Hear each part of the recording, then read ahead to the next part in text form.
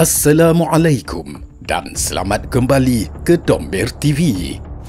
Bagaimana jika kita dapat tahu bahawa pembunuhan etnik yang sedang berlaku di Gaza hari ini telah pun berlaku kepada jutaan umat Islam di Eropah ratusan tahun dahulu. Satu kisah tentang kehilangan sebuah peradaban, pengkhianatan perjanjian damai dan penghapusan sebuah bangsa yang hampir sempurna. Inilah kisah Al-Andalus. Kejatuhannya bukan sekadar nota kaki dalam sejarah peradaban manusia, tetapi merupakan blueprint, sebuah plan langkah demi langkah tentang bagaimana untuk menghalau orang Islam dari tanah airnya. Dan hari ini, kita sedang melihat manual yang sama digunakan ke atas saudara kita di Palestin. Sejarah mencatatkan kaum muslimin memasuki Andalusia atas berkat keberanian dan pengorbanan Tharif ibn Malik, tekad Tariq ibn Ziyad, keimanan yang kental Musa bin Nusair serta dengan pengukuhan akidah tentera muslimin. Namun hari-hari berlalu, kaum muslimin Andalusia lebih cenderung kepada kehidupan yang bergelumang dalam kenikmatan. Mereka lalai terhadap orang yang berniat melakukan kejahatan dan musuh yang sedang merapatkan barisan. Kaum Muslim pada masa itu masih tenggelam dalam kelazatan muzik, khamar dan kemewahan. Bermulanya kejatuhan Andalusia bukanlah dari serangan luar, tetapi dari keretakan dalaman.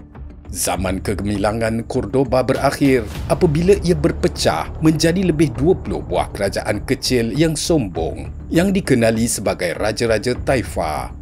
Mereka sibuk berperang sesama sendiri, membina istana-istana megah untuk menyaingi satu sama lain dan sanggup meminta bantuan kerajaan musuh Kristian di utara untuk menjatuhkan saudara seagama mereka. Hari ini, kita melihat gema Taifa di seluruh dunia Islam. Umat Islam mempunyai lebih 50 buah negara tetapi berpecah belah. Pemimpin-pemimpin kita lebih sibuk bersaing untuk pengaruh serantau daripada bersatu untuk isu ummah. Allah Subhanahu wa Ta'ala telah pun memberi amaran tentang bahaya perpecahan ini dalam surah Al-Anfal ayat 46 yang bermaksud, "Dan janganlah kamu berbantah-bantahan. Kalau tidak, nescaya kamu menjadi lemah semangat dan hilang kekuatan kamu.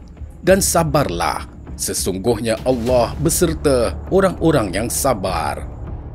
Apabila Granada, benteng terakhir umat Islam, akhirnya menyerah kalah pada tahun 1492, satu perjanjian damai telah ditandatangani.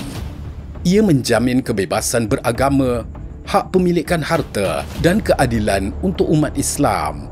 Tetapi perjanjian ini hanya bertahan beberapa tahun sebelum ia dikhianati sepenuhnya oleh musuh Spanyol. Di Palestin, kita melihat sejarah yang sama berulang melalui Perjanjian Oslo 1993. Perjanjian ini menjanjikan keamanan dan sebuah negara Palestin. Tetapi semasa tempoh damai inilah, jumlah penempatan haram Yahudi di tebing barat meningkat berkali ganda. Israel menggunakan Oslo bukan untuk berdamai, tetapi untuk mengukuhkan cengkaman mereka, membina tembok pemisah dan mengawal sumber air serta tanah Palestin.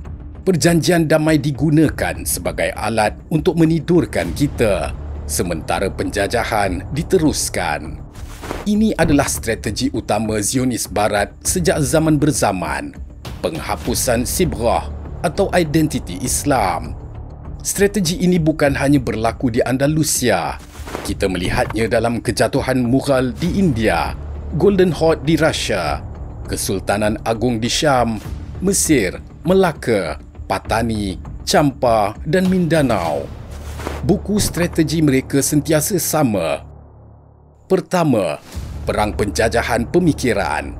Sebelum menjajah tanah, mereka menjajah minda. Mereka paksakan slave mind atau jiwa hamba ke atas anak jajahan sehingga kita merasa rendah diri, terpesona dengan budaya mereka dan malu dengan identiti kita sendiri. Kedua, melumpuhkan ekonomi. Mereka menghancurkan dinamika pelabuhan yang menjadi nadi ekonomi pemerintahan Islam. Di Melaka, mereka tawan pelabuhan. Di Gaza hari ini, mereka mengenakan sekatan ekonomi secara total. Kuasai ekonomi, maka kamu akan kuasai segalanya. Ketiga, memadamkan ingatan dan identiti. Kubur-kubur serta sejarah tokoh dan ulama Islam dihapuskan untuk memutuskan hubungan kita dengan legasi ilmu Islam. Rujukan utama seperti kitab-kitab dibakar atau dicuri. Adat, adab dan kepribadian luhur yang lahir dari evolusi Islamisasi cuba dihapuskan dan digantikan dengan budaya hedonisme. Keempat, menghapuskan bahasa. Mereka tahu bahasa berpaut kepada prinsip dan konsep, nama-nama tempat, nama-nama individu dan istilah-istilah yang berakar umbi dari Al-Quran dan Sunnah cuba diubah dan dipadamkan. Inilah kemuncak tragedi Andalusia. Antara tahun 1609 hingga 1614, ratusan ribu umat Islam yang dikenali sebagai Morisco dihalau keluar dari tanah air mereka sendiri. Mereka diusir ke Afrika Utara dalam keadaan yang sangat menyedihkan. Tujuannya adalah untuk mewujudkan sebuah negara Sepanyol yang 100% Katolik tanpa seorang pun orang Islam.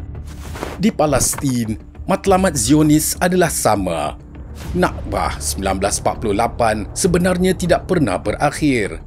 Apa yang berlaku di Gaza hari ini semuanya direka untuk menjadikan tanah Gaza tidak boleh lagi didiami.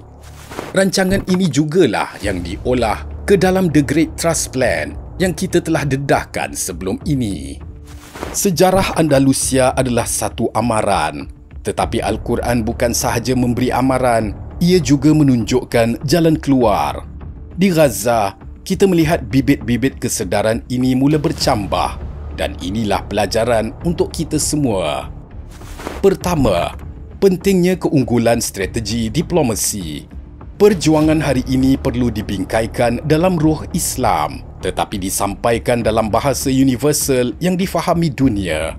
Sama ada atas nama kemanusiaan, keadilan atau kelestarian alam sejagat. Kedua, kesatuan adalah senjata utama kita dan ia bermula dengan doa. Kita dididik setiap hari dalam solat untuk mengucapkan amin selepas Al-Fatihah. Itulah lafaz kesatuan kita, memohon kepada Tuhan yang sama. Tetapi berapa ramai antara kita yang melafazkan amin itu dengan roh, kefahaman dan tujuan yang sebenar? Ketiga, kita perlu benar-benar menghayati jaminan Allah. Al-Quran berulang kali menyebut bagaimana kelompok yang kecil dengan izin Allah mampu mengalahkan kelompok yang besar. Keyakinan inilah yang menjadi bahan bakar mujahidin di Gaza. Keyakinan inilah juga yang sering hilang dari hati kita yang telah dilemahkan. Keempat, kita mesti sentiasa ingat kepada amaran Nabi SAW untuk tidak mengikuti jejak langkah musuh sejengkal demi sejengkal sehingga kita terjerumus ke dalam lubang biawak yang mereka gali untuk kita. Kita tidak boleh melawan mereka dengan meniru cara hidup, akhlak dan sistem mereka yang rosak. Persoalannya, adakah kita masih merasakan diri kita seperti satu tubuh? Adakah kita akan membiarkan sejarah berdarah berulang? Inilah pentingnya mengapa umat Islam wajib memahami sejarah agar dapat mengambil pelajaran dari kekalahan pejuang masa lalu. Maka ceritakanlah kisah-kisah itu supaya mereka berfikir.